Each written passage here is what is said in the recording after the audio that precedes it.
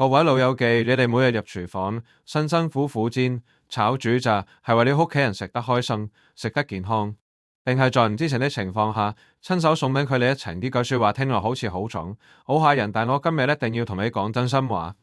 好多老人家平時生活好節儉，食嘢清淡，唔煙唔酒，連飲茶都要用水洗幾次先肯入口。點知最後竟然檢查到肺部有事，或者明明唔肥，但係血管塞到好似調用咗30年的舊水喉咁，積晒啲千年悠久。你以為你年紀大，你以為係命運呢？錯晒，好大機會係因為你廚房嗰樽又出了事。你試下諗下，我哋中國人煮餸最講究鑊氣，大火爆香薑蔥，油煙升起嗰陣，你以為係香，其實嗰啲可能係攞你命的致癌物質。今日呢部影片，我唔係要同你講大道理。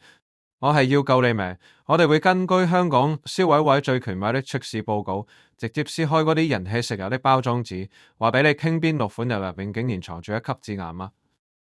老友記，佢哋辛苦了大半世，仔女大晒，本來係享清福的時候，千祈唔好因為慳嗰幾十蚊或者認錯一個字，就每日喺度吞砒霜。如果你想知道點樣可以避開呢啲血管殺手，點樣可以喺超市幾百樽油入面一眼認出邊樽先係救命油？部影片你一定要由頭睇到落尾。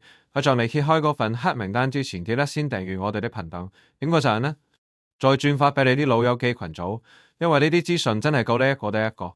以前我哋細個嗰陣呢，邊有咁多講究？一桶豬油撈飯已經係人間美味，或者去雜貨鋪磅幾斤花生油。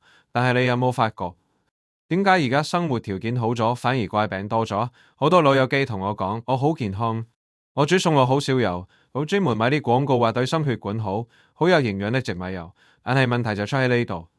你以為買咗樽寫住純天然、高營養的油就萬無一失？香港消委會之前做過一個大規模測試，足足驗了50款市面上最常見的食油，結果真係嚇到人飆冷汗。級致癌物呢兩個字唔係隨便講，喺呢啲油入面發現了一重叫維氧丙醇的嘢。同物質喺世界衛生組織國際癌症研究機構的清單上面係明確標示為會導致基因損傷同埋致癌的。簡單嚟講，你每一口食落肚，就係在破胚緊你自己嘴管的細胞。仲有一重叫 3-MCPD 的化學物，長期攝入會傷腎、傷中樞神經㗎。點解食油會有呢啲嘢？係咪啲商家黑心係故意落毒落去？其實呢啲致癌物好多時係在精煉過程入面產生嘅。看家話要令豬油睇落清澈啲，放得耐啲，煙點高啲，會用極高溫度去處理。如果技術控制得唔好，或者原料質素差，呢啲毒素就會在高溫入面誕生。係慘嘅事咩？係我哋老人家傳統的煮食習慣。我哋中意大火炒，中意將紙鑊燒到冒煙先落餸。你諗下，原本樽油入面已經有致癌物，我高溫去催化佢，呢啲油煙入咗你個肺，又分入咗你條血管，你話個結果會係點？點解我話落錯油等於吞砒霜？因為砒霜係劇毒，你食咗即刻知。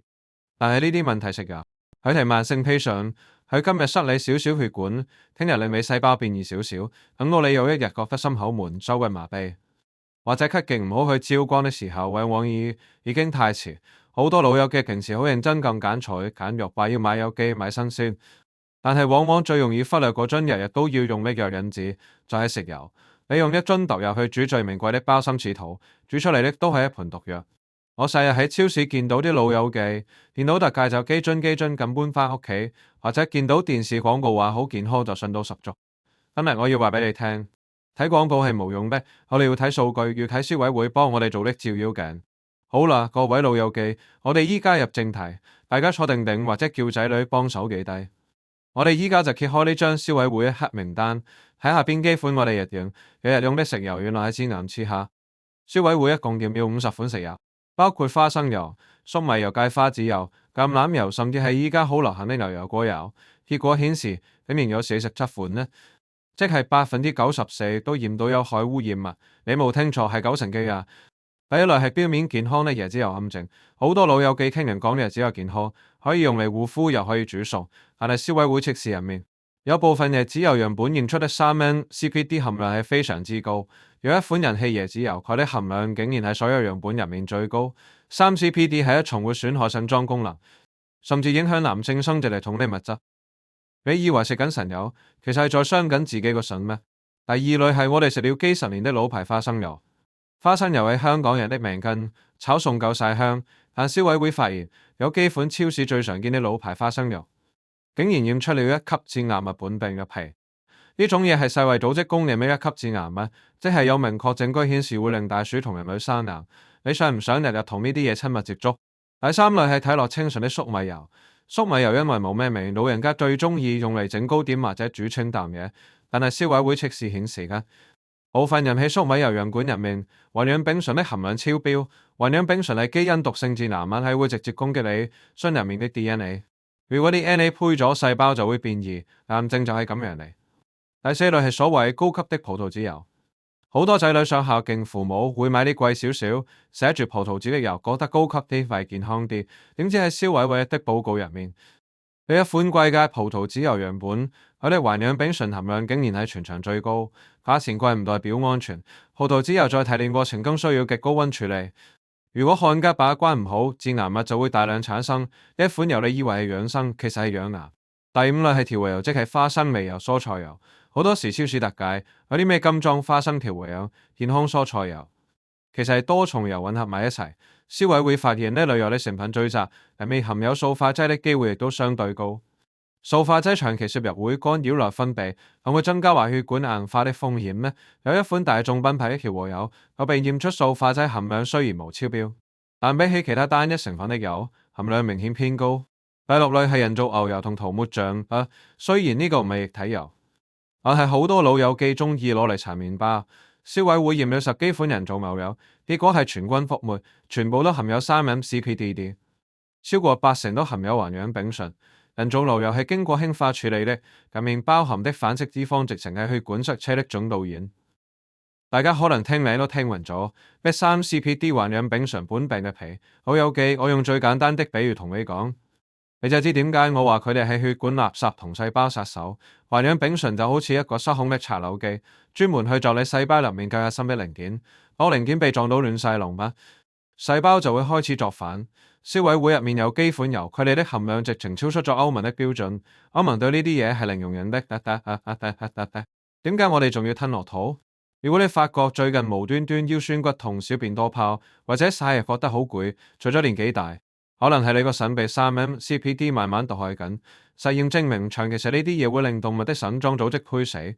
老友記，我哋呢個年紀，腎功能已經慢慢退化，如果再加多2次呢啲毒油，真係想救都嫌太遲。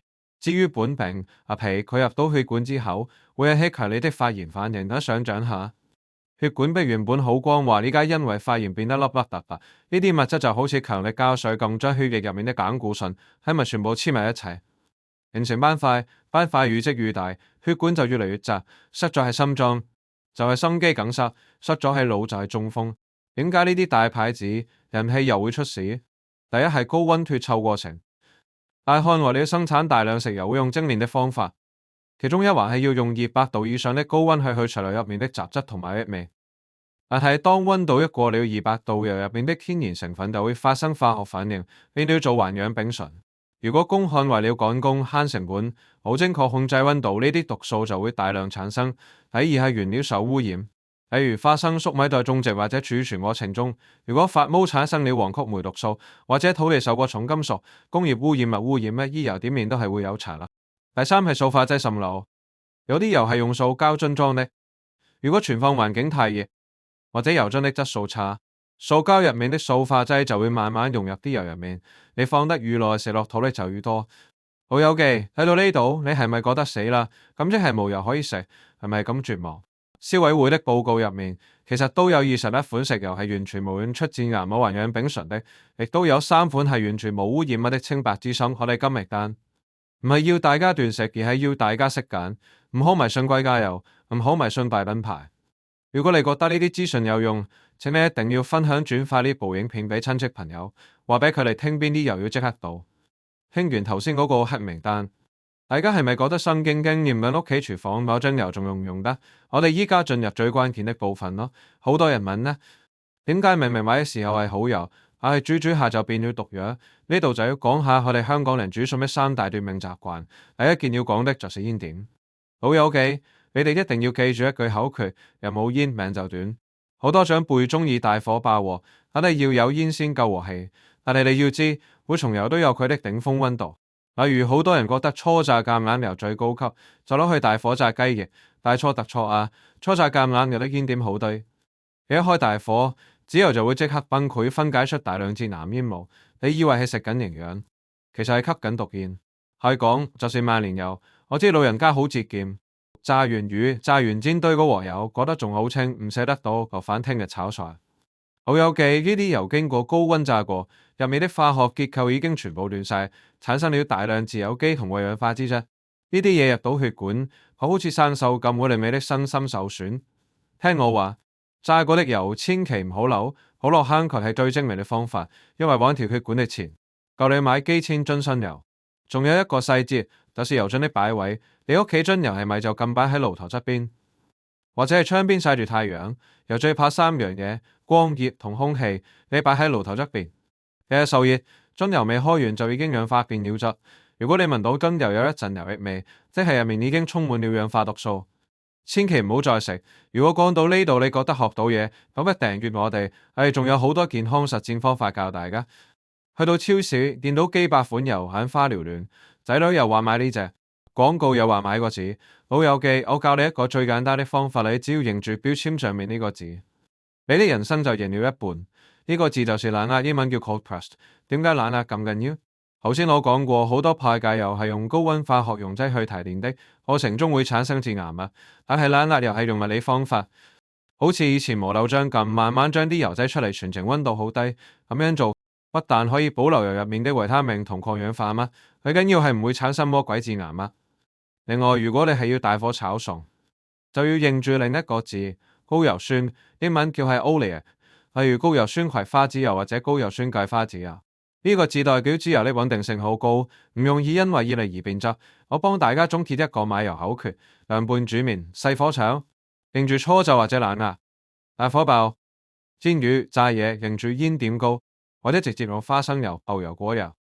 最緊要的一個警示，見到標籤寫住氫化兩個字，即係有反式脂肪，見到佢就好似見到瘟神咁，行遠啲，絕對唔好買。老友記，如果你覺得自己以前食錯了油，唔使驚，我教你兩個方法補救。第一係推廣水炒法，煮餸嗰陣先落少少水在鑊度，你水滾了先落菜，最後先落一茶匙油，咁樣油溫永遠唔會超過100度，保證唔會產生毒素，仲可以保留菜的營養。個方法對老人家呢，心血管最好。